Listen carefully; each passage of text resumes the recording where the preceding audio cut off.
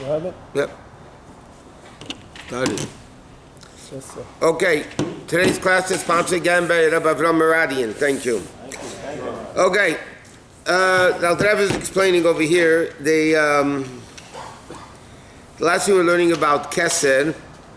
The Kesed has two things. Okay, there's the magnifying glass. There's the mirror. There's an advantage of the mirror that you could see behind you, not, so that in that respect it's greater. And that's, he says, that's the level of Kesed, that when the purpose of the neshama coming down is really to do Or Page, to take the world and elevate it back to Kedusha. And he says that's how Kesed is the two levels. Atik and Arich, that's intermediary between Hashem and the Yidden, so therefore it's the lower level of Hashem, which is Atik, and then the lower level is Arich, and like we explained. The lower part of Keter and then higher. Right. Haskama. What? When they give a Haskama, how come for a Gaon they say Aspaklaya? He's Aspaklaya. Because the Moshe Rabbeinu was the level of Aspaklaya Meira. So the Gaon who is giving the Haskama, no. He's at that level, right? Yeah. Okay, so he says now, Lamed Gimel and Torah Or Page, second column, middle of the page. Well, Torah says, be it Inyan Alavushim. So bottom line is, in the Neshama, in order to be able to receive godliness in Gan Eden, it needs the garments of the mitzvahs that it did in this world. So he explained, in order to additionally explain the levushim of the neshama in Gan Eden, the concept of the garments in Gan Eden, Yuv and Alpit Mashakotz and B'Zeir HaKodesh Parsha told us, will be understood based on what the Zeir says at the end of Parsha's told us, Shemalachim Yiridasam Leilam Azeb, Mislapchim B'Levush, that the Malachim, in order to, when they come into this world, like the Malachim by Avram Avinu, or the Malachim by the Shimshon story, the birth, whenever they come into the world, they have to put on a garment, because the Malachim are spiritual. And now a spiritual being to become physical, like they did by Avram Avinu, is it's interesting. The Rambam in Meir Nevuchim says that the visit of the Malachim to Avram Avinu was not real. It was a vision. It was machzeh. It was a vision of the... Which one? The angels when they came to Avram Avinu. So the Rambam writes in Meir Nevuchim that it was really a chizoyin. It was a nevuah. It wasn't a physical thing. But again, most people say it was a physical thing, like a pshat of the pasuk as they came. So he said, "V'kach yuvim behepech." Didn't they offer them food? Yeah, but that was all. He had never dreamed things. Okay, by Avram Avinu it was a nevuah. So he says, just like a neshama, in order to come into the world needs garments. So the same thing, the opposite. For a neshama to be in Gan Eden, it needs garments. Why? V'kach yuvim behepech. In order for the neshama to understand and benefit from the Shechina, is gamkein. Excuse me. It has to be through a spiritual garment. But the mashal similarly is not, the story of the Malachim is the opposite of the neshama.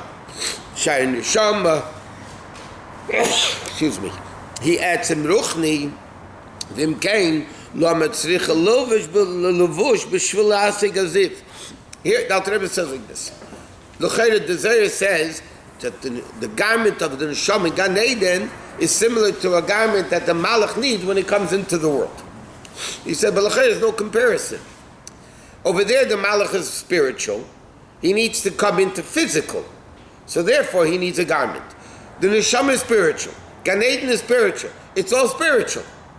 So why does he need a garment? The Zohar is likening the malach coming into the world, it needs a garment, and the neshama Gan Eden needs a garment. L'chayre, there's no connection. You said the neshama coming down here. That would be a right comparison. Yeah, but it's not. So he says, he says like this. This is very basic. He says, Ruchnius and Gashmius. Shneim nivroim mechadashim yayin liyesh. Gashmius and Ruchnius are both creations. Hashem created Ruchnius, Shamayim, and He created Aretz, which is Gashmius. Hashem created both. Like it says in the pasuk, so he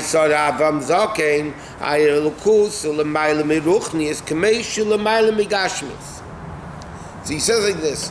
The truth of the matter is, Ruchnius and Gashmis, compared to Hashem, are both equal.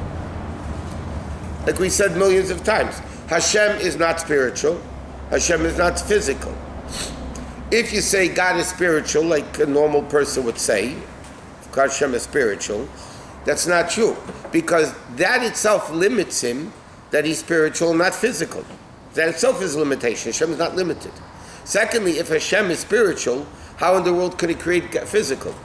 If He's Ruchni, how could He create Gashmi? Therefore, we must say, and this is basic Jewish belief, by the way, that Hashem is not Ruchnius and not Gashmius. He's above both. Not only is He above both, because He's above both, they're both equal. Therefore, He can make Ruchniya, He can make Gashmius, and He can combine them both together because He's above both. But isn't the Shema closer? No, that's what He's saying. 1 second.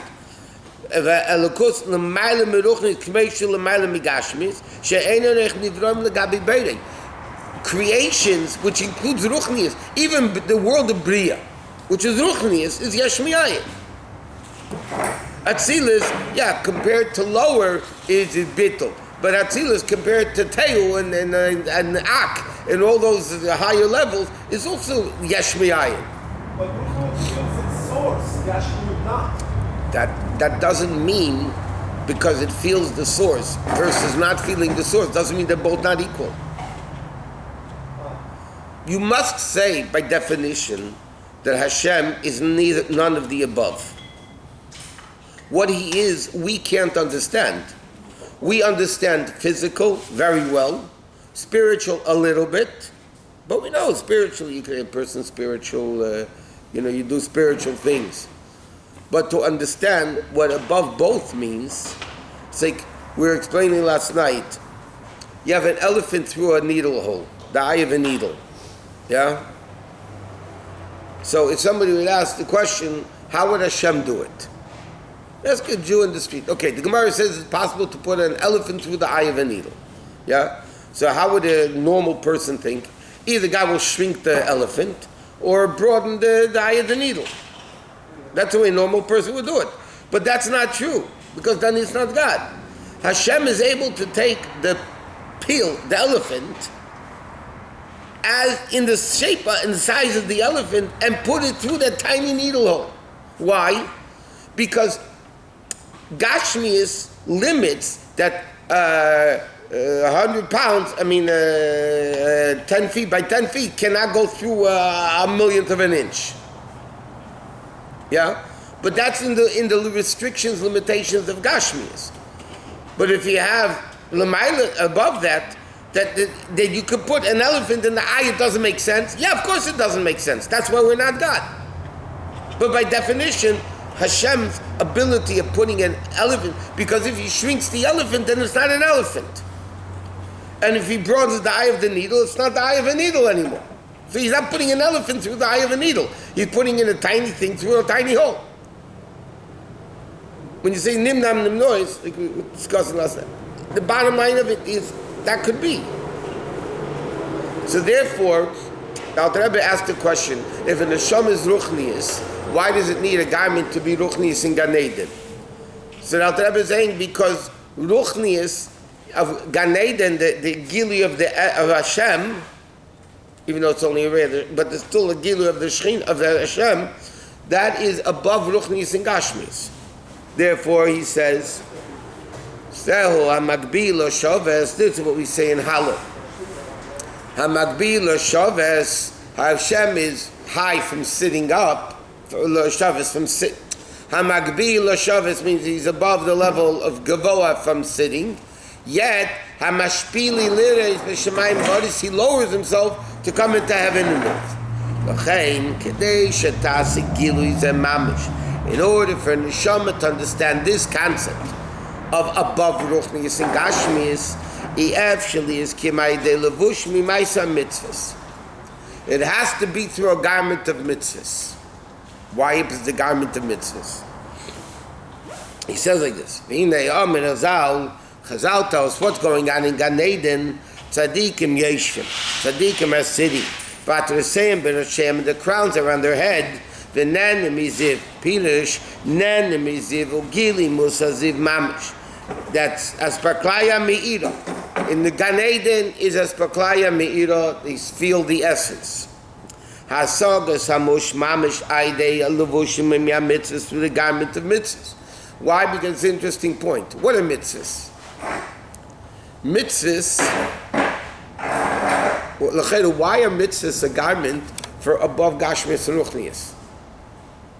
In order to absorb a level higher than Gashmias and Ruchnias, he says you must have mitzvahs and the stomach can't do it. Why? It's very simple. Because what are mitzvahs? Physical objects becoming spiritual.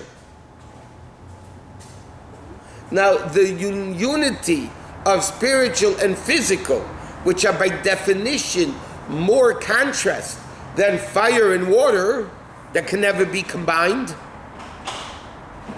can only come from a level which is above Ruchnis and above Gashmias. So when a Jew does a mitzvah, after Matan Torah, by the way, obviously, when Hashem took off the barrier, and then Gashmias is able to become Ruchni, and Ruchni can become Gashmias.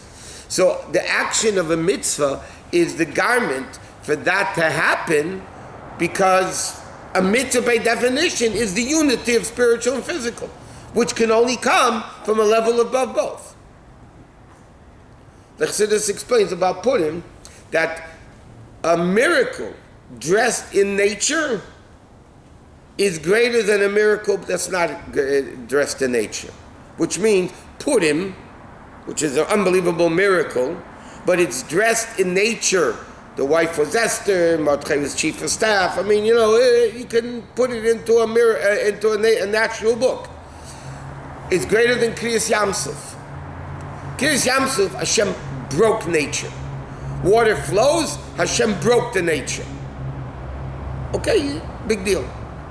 Here is a combination of miracle and nature together.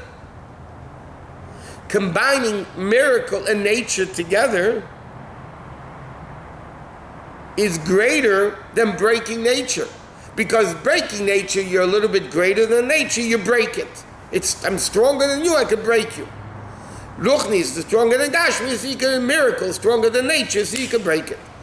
But to combine the two together, that has to come from a level above both. But the first one is more wow. That's why the first question is more wow. Because we're wows. No, really. We're more wows.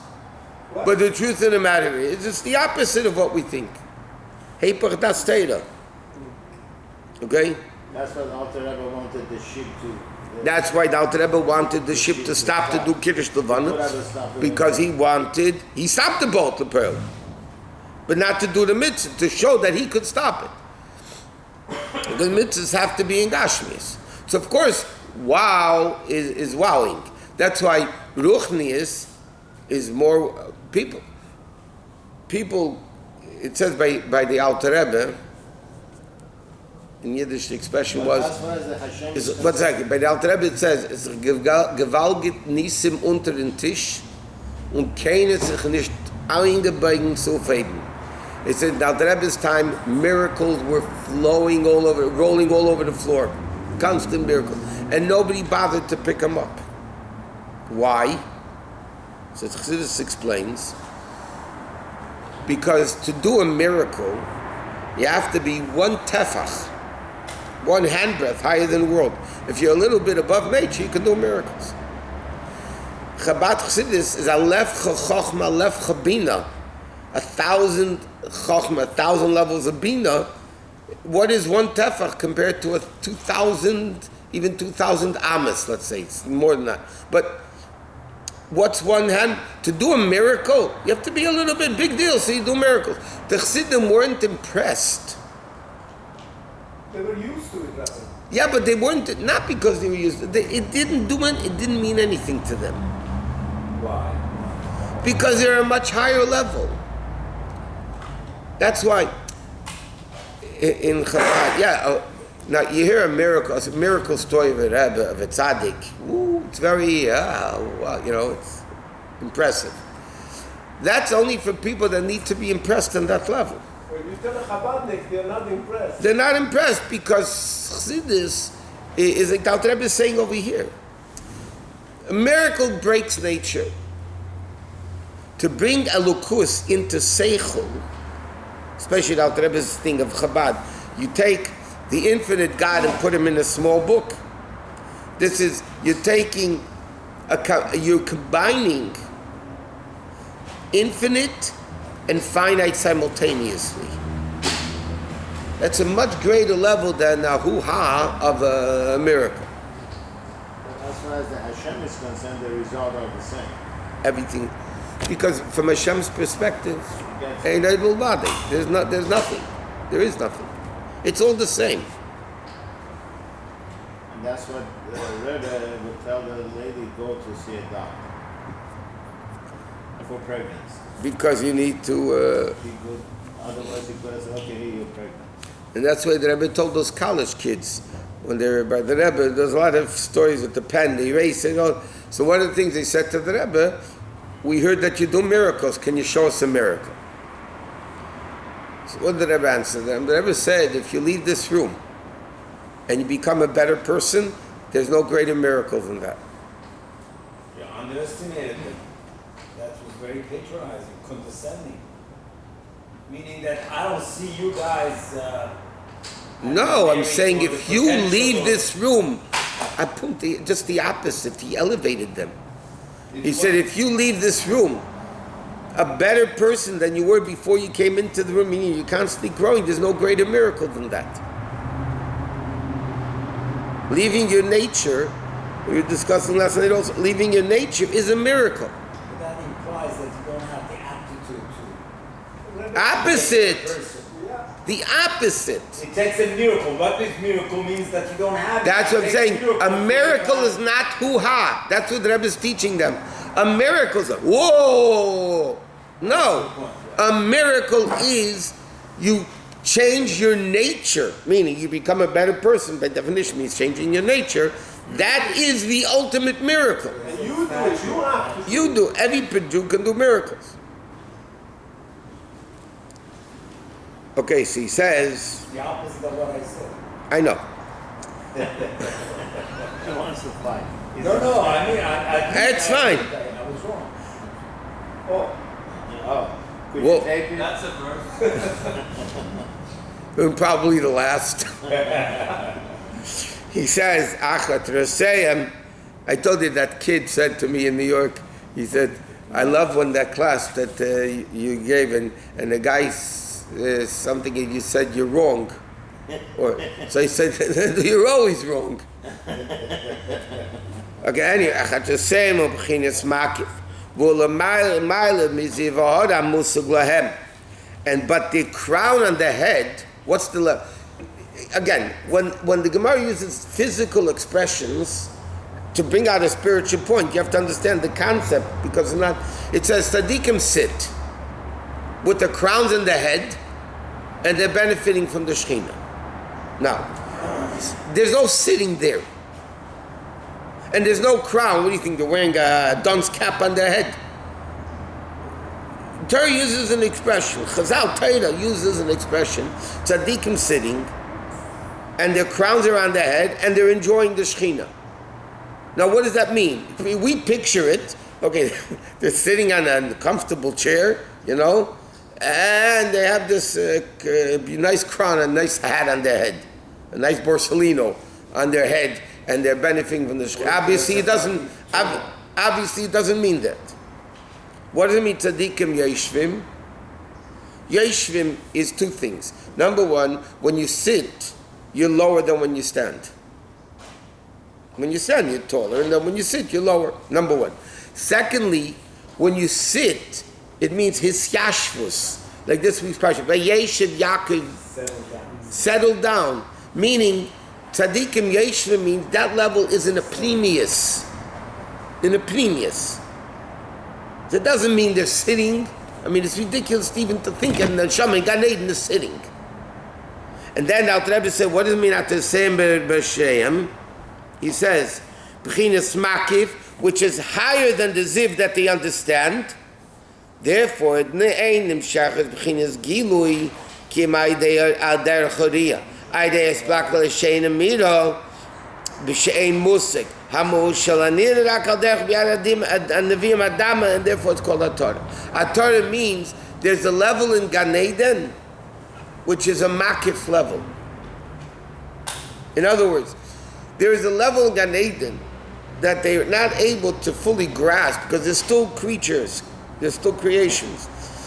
They're not fully able to grasp this concept of the essence of Hashem, which is higher than both things together. How could Ziv have like? Huh? It's already a Ziv. That's why there's two things. Nanim miziv hashchina, and there's a level that they don't have. Atusem b'Hashem. It's a level of makif. So in Gan Eden is a makif level and a pnimi level. So there is, besides Ziv Hashchina, there is a level of higher Ziv Hashchina. Correct. That they go. That's what he says. There's a level in Gan Eden that they have the essence of the ziv, which or is me'ein amar, or is the power of the source. Ziv is the glow. Ziv is the ray, but the ray is the essence, because the ray reveals what the sun is. You look at outside now, you know it's sunlight. How do you know maybe it's moonlight? Because you know the sun reveals the source. So The light reveals the source. Makif is the VIP. Yeah. Okay, and he says, V'zeu inyan, 4 lines from the end of the page. V'zeu inyan, that's the inyan of ner mitzvah, V'inyan ner elkim nishma sodom, Ainu beis b'chinas net. At the beginning of the Maamar, the Alter Rebbe said a neshama is called ner Hashem nishma sodom, and mitzvahs are called ner mitzvah. Okay? And the Alter Rebbe didn't explain it. Now the Alter Rebbe is going to explain those two things. He says like this. Zeu inyan ner mitzvah, ve'inyan ner elikim nishmas adam, hainu beis bechinas ner. There's two types of ner. He's going to explain, one's aspaklaya ha'me'ira, and one's aspaklaya she'ena me'ira. Okay? He says, echad aspaklaya me'ira, beis aspaklaya she'ena me'ira. He says like this, ve'inyan kihine bener, and a normal candle. Again, when Torah gives an analogy of something, it's a mashal in all aspects. A mitzvah is called ner, and a neshama is called ner. Now, what is the definition of a candle? You have the oil, and you have the wick. Together it becomes ner. Right? Without a wick without oil, oil without a wick, and the flame, obviously, is not a ner. So he says like this. When kihine bener yeshemin upsila ubeis gavna erd. There's two, all the way to the bottom of the page. Yes. There's the oil and the wick, and there's two types of ord. Nara uchma shala psila v'nahera chiyura. There's a darker flame. Okay, when you have a flame, the bottom part of the flame is the darkest part of the flame. And then when it goes up, it becomes lighter. It's blue and yellow and then like whitish even. Yeah? So he says, V'nei ha'ar shehu ikad haner nechaz b'psila dafka. What holding on onto the wick? He says, the primary ur is the one holding onto the wick. The one that's actually on the wick. Avol Shem and Bilti Avshishiyachas by the Atzmai Kimai de Psila.